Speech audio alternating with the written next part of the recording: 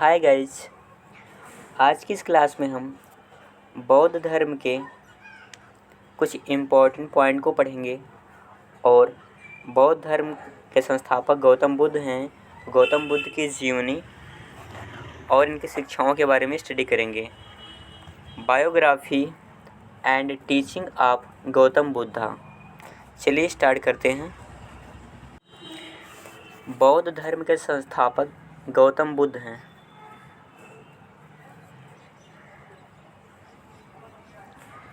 गौतम बुद्ध का अन्य नाम शाक्य सिंह, शाक्य मुनि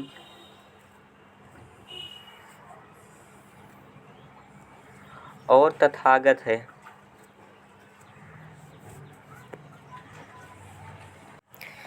गौतम बुद्ध को लाइट ऑफ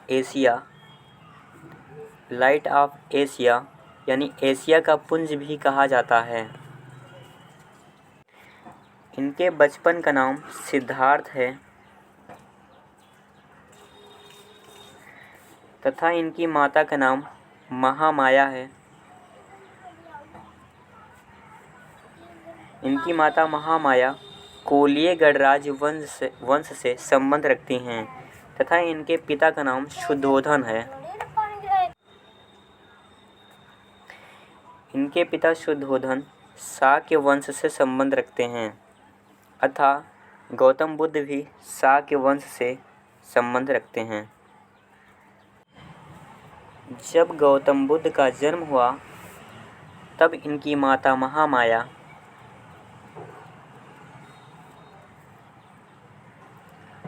अपने पीहर यानी गौतम बुद्ध के मामा के यहाँ जा रही थी और रास्ते में ही इनको प्रसव पीड़ा हो गई और लुम्बिनी एक ग्राम था। लुम्बिनी में साल वृक्ष के नीचे गौतम बुद्ध का जन्म हुआ। किस वृक्ष के नीचे? तो साल वृक्ष के नीचे। फिर गौतम बुद्ध के जन्म के 7 दिन बाद इनकी माता महामाया का देहांत हो जाता है।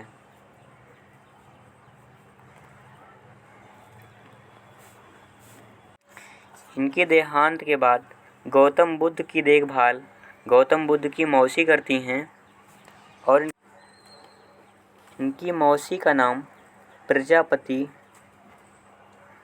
गौतमी था।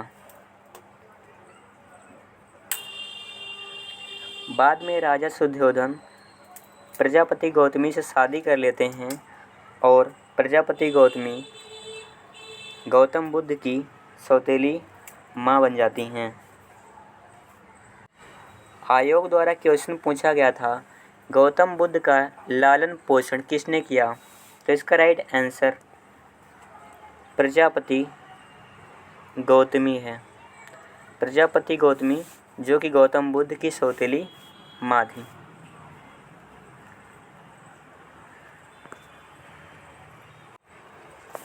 जब गौतम बुद्ध का जन्म हुआ तो राजा शुद्धोधन ने कुछ ब्राह्मणों को बुलाया।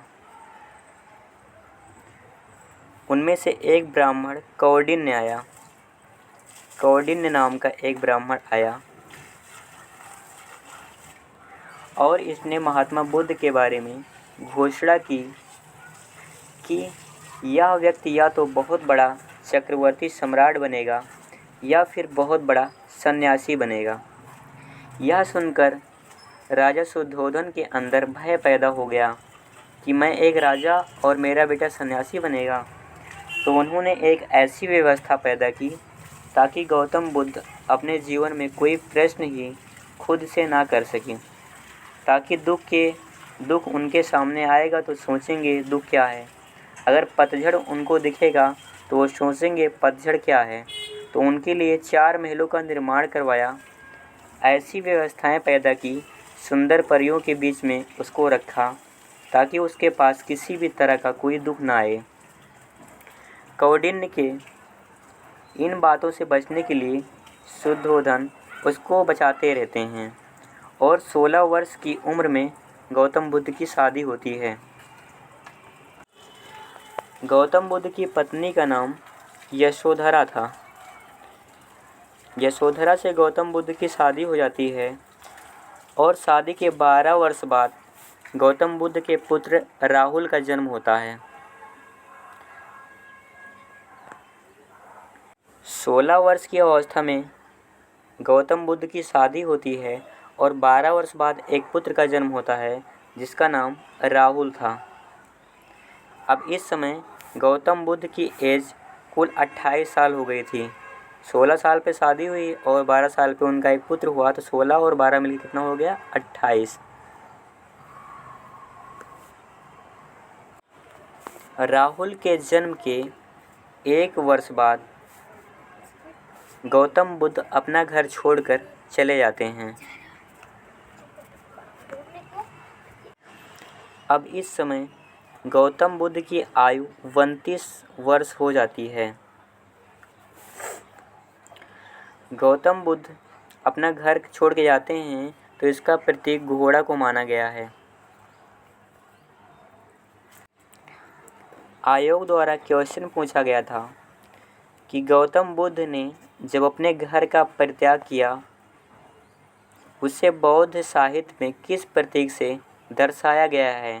तो इसका राइट आंसर क्या होगा? घोड़ा। घर के परित्याग करने की घटना को घोड़े के प्रतीक से दर्शाया गया है।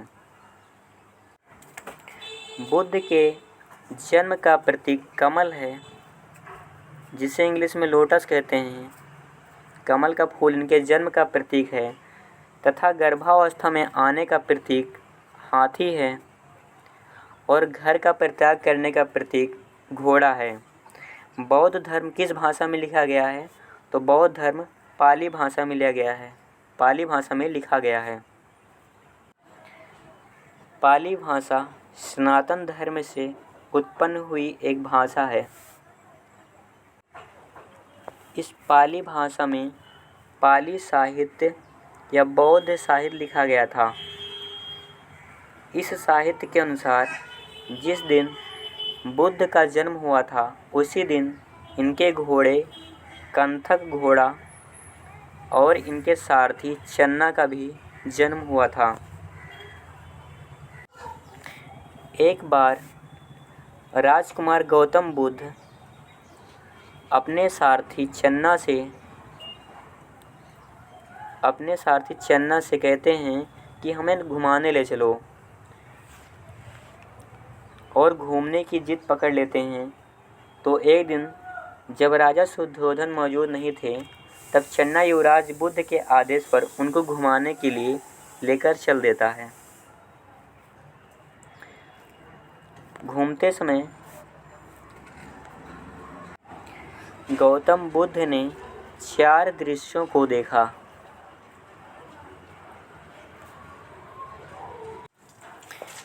इन 4 दृश्यों में उसने पहला दृश्य जो देखा, पहले दृश्य में उसने एक बूढ़े व्यक्ति को देखा जो कमर झुकाए हुए था।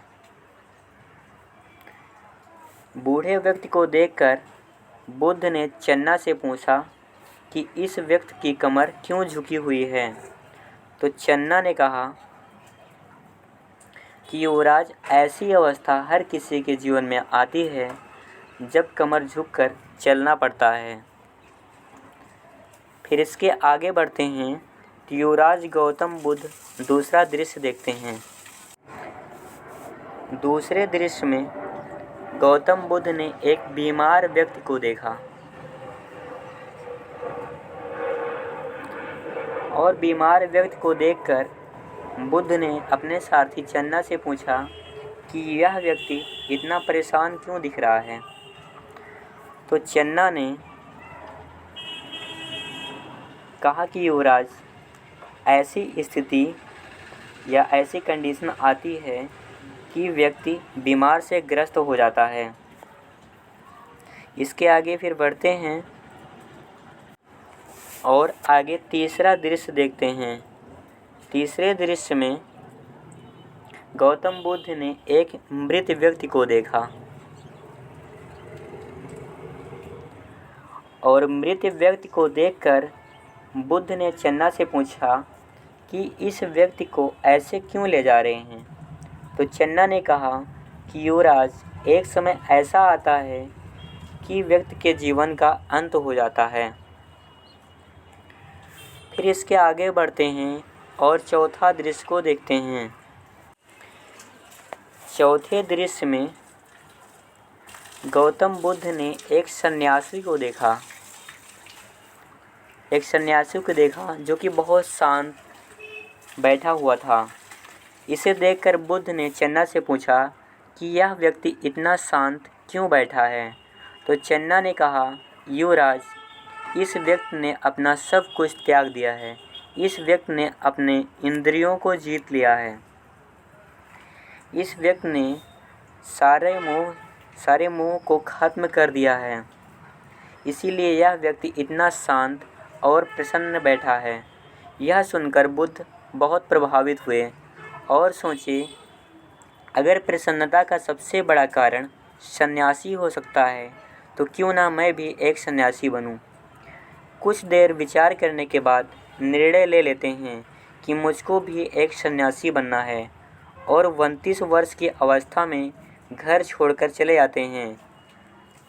घर छोड़ जाने की घटना को महाभिनिष्क्रमण के नाम से जाना जाता है। इस नाम से महाभिनिष्क्रमण।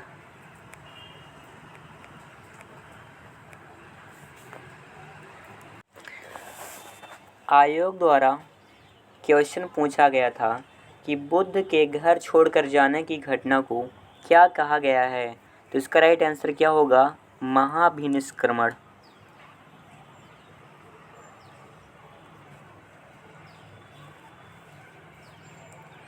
महात्मा बुद्ध का जन्म और ज्ञान की प्राप्ति तथा मृत्यु तीनों ही पूर्णिमा के दिन हुई थी। इसीलिए बुद्ध पूर्णिमा को बड़े ही उत्सव के साथ मनाया जाता है।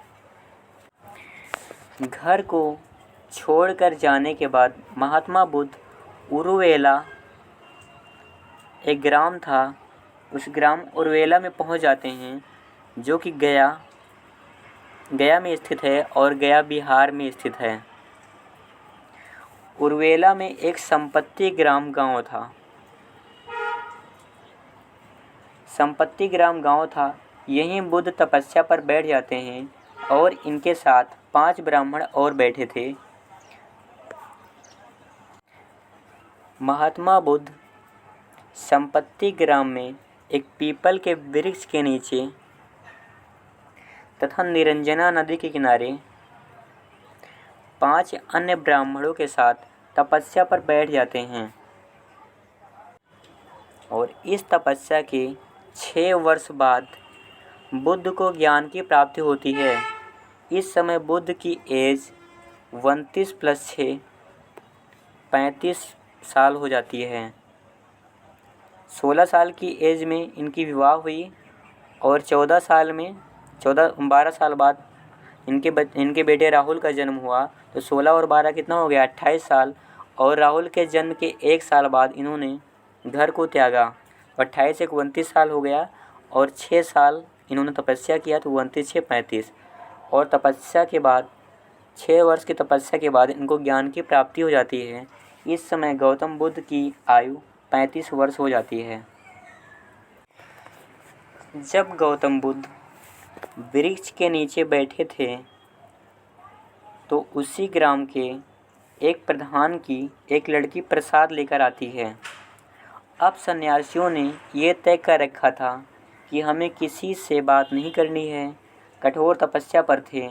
तो महात्मा बुद्ध ने सोचा, इतनी कठोर तपस्या क्यों, बहुत कठोर तपस्या से भी ज्ञान प्राप्त नहीं हो रहा है और कम तपस्या से भी नहीं हो रहा है, तो क्यों ना हम बीच का मार्ग अपनाएं। बीच के मार्ग से विनम्र होकर बुद्ध ने लड़की के प्रसाद ग्रहण कर लिया और लड़की से प्रसाद ग्रहण करने पर जो 5 सन्यासी बैठे थे वो गौतम बुद्ध से रुष्ट हो जाते हैं और रुष्ट होकर गौतम बुद्ध को छोड़कर चले जाते हैं। फिर ज्ञान प्राप्त होने के बाद महात्मा बुद्ध ने सोचा, जो ज्ञान प्राप्त हुआ है उसे और लोगों में भी बांटना चाहिए। इसी क्रम में उन्होंने पहला उपदेश अपना सारनाथ में दिया। सारनाथ जो कि ऋषिपत्तनम में स्थित है। और पहला उपदेश दिया। इस घटना को धर्म चक्र प्रवर्तन के नाम से जाना जाता है। धर्म चक्र प्रवर्तन। अंतिम उपदेश गौतम बुद्ध ने श्रावस्ती में दिया था तथा सबसे अधिक उपदेश भी श्रावस्ती में ही दिया था तथा सर्वाधिक वर्षावास का मतलब जब तपस्या में थे तो वर्षा ऋतु के समय एक जगह ठहर जाते थे, उसी को वर्षावास कहा जाता है। तो सर्वाधिक वर्षावास इन्होंने वैशाली में बिताया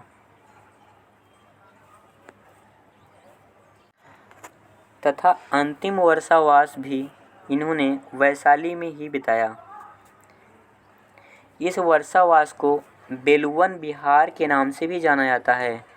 बेलवन विहार, और बेलवन विहार का मतलब होता है ठहरने की जगह। सारनाथ में गौतम बुद्ध ने सबसे पहले 5 ब्राह्मणों को उपदेश दिया।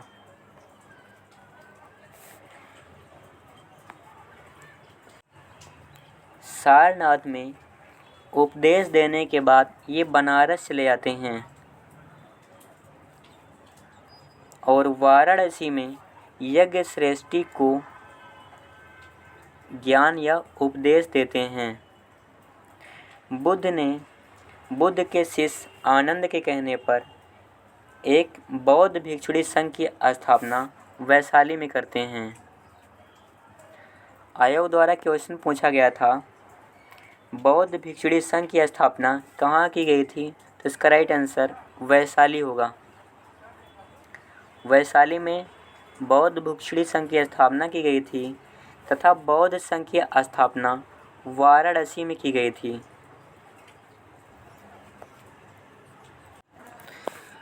गौतम बुद्ध का अपने घर का परित्याग करने की घटना को महाभिनिष्क्रमण कहा जाता है तथा ज्ञान प्राप्त होने की घटना को संबोधि कहा जाता है।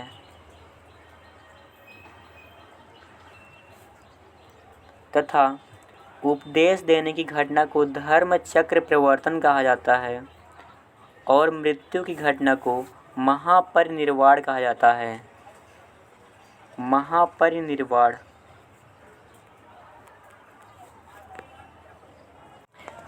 गौतम बुद्ध की बौद्ध संगीतियों को देख लेते हैं। बौद्ध धर्म में 4 बौद्ध संगीतियाँ हुई थी।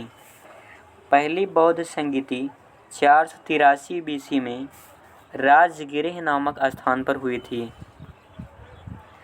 तथा यह अजातशत्रु के शासनकाल में हुई थी और इसके अध्यक्ष महाकश्यप हैं। पहली बौद्ध संगीति के अध्यक्ष महाकश्यप हैं। दूसरी बौद्ध संगीति 383 BC में, BC को बिफोर क्रिस्ट बोलते हैं, तो दूसरी बौद्ध संगीति 383 BC में वैशाली नामक स्थान पर कालाशोक के शासनकाल में हुई थी और इस संगीति के अध्यक्ष सभाकामी थे। कौन थे? सभाकामी।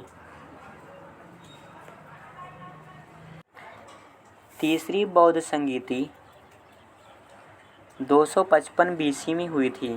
कहीं कहीं 251 BC भी लिखा मिलता है। तो तीसरी बौद्ध संगीति 255 BC में पाटलिपुत्र नामक स्थान पर हुई थी। उस समय अशोक का शासनकाल था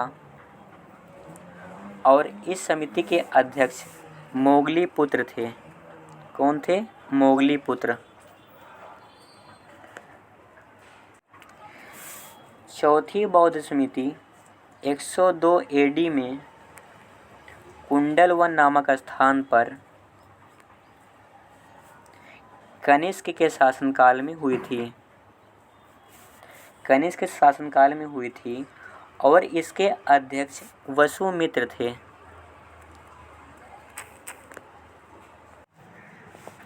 महात्मा बुद्ध के गुरु को देख लेते हैं। महात्मा बुद्ध के एक गुरु बृहस्पति थे। बृहस्पति से इन्होंने वैदिक शिक्षा प्राप्त की थी।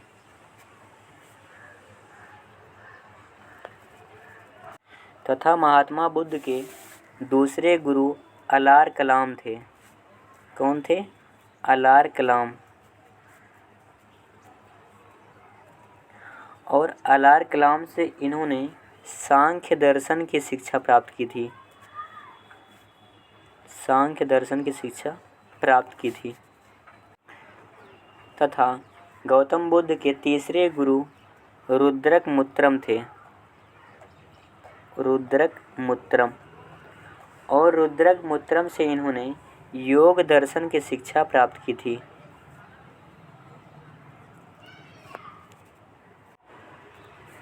बौद्ध धर्म के त्रिरत्नों को देख लेते हैं। बौद्ध धर्म में जो त्रिरत्न थे, उन त्रिरत्नों में पहला था बौद्ध, दूसरा था धम्म और तीसरा था संघ। इन तीनों को त्रिरत्न कहा जाता है। तथा बौद्ध धर्म के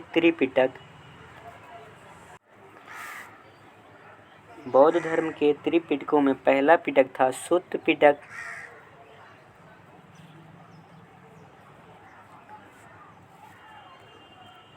तथा दूसरा पिटक था अभिधम्म पिटक और तीसरा पिटक था विनय पिटक।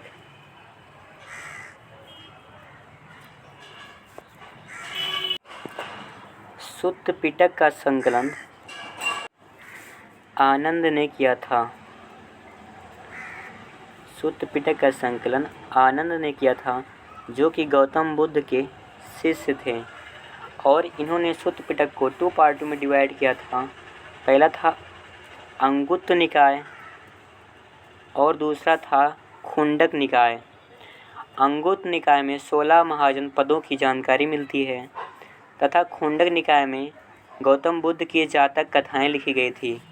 जातक कथाओं का मतलब होता है बौद्ध के जन्म से पूर्व की कहानियों को जातक कथाएं कहा जाता है। तथा सुत्त पिटक को इंसाइक्लोपीडिया भी कहा जाता है। क्या कहा जाता है?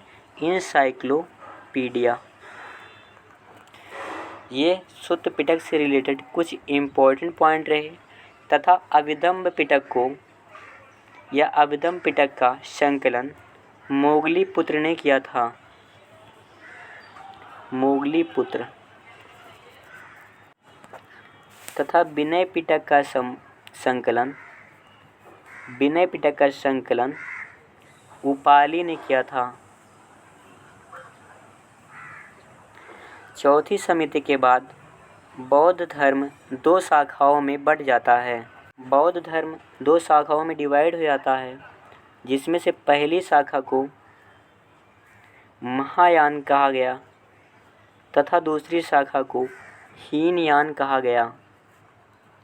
महायान वो लोग बने जिन्होंने बुद्ध की शिक्षाओं पर सवाल उठाए, बोले हम नई शिक्षाएं शामिल करेंगे।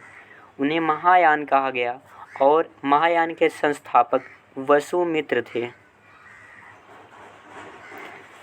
तथा हीनयान उन लोगों को कहा गया जिन्होंने बुद्ध की शिक्षाएं मानी तथा हीनयान के संस्थापक महाकश्यप थे।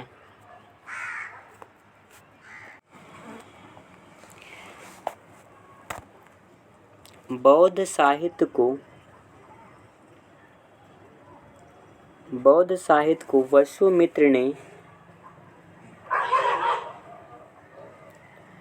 विभाषा शास्त्र लिखा।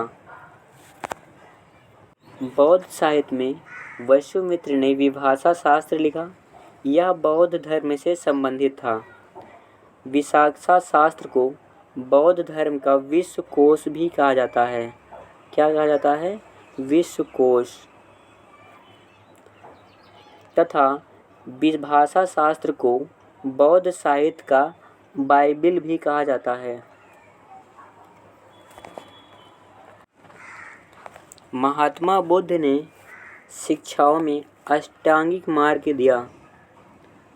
अष्टांगिक मार्ग को 8 नियमों का समूह कहा जाता है। तो इन अष्टांगिक मार्गों को देख लेते हैं। इन्होंने 8 नियमों के समूह को दिया, उसे अष्टांगिक मार्ग कहा जाता है। इनमें पहला था सम्यक अवलोकन, दूसरा सम्यक आजीविका, तीसरा सम्यक निर्धारण और चौथा था सम्यक प्रयास, पांचवा था सम्यक भाषण, यानी कि बोलने की शैली प्रभावशाली होनी चाहिए, और छठवां था सम्यक जागरूकता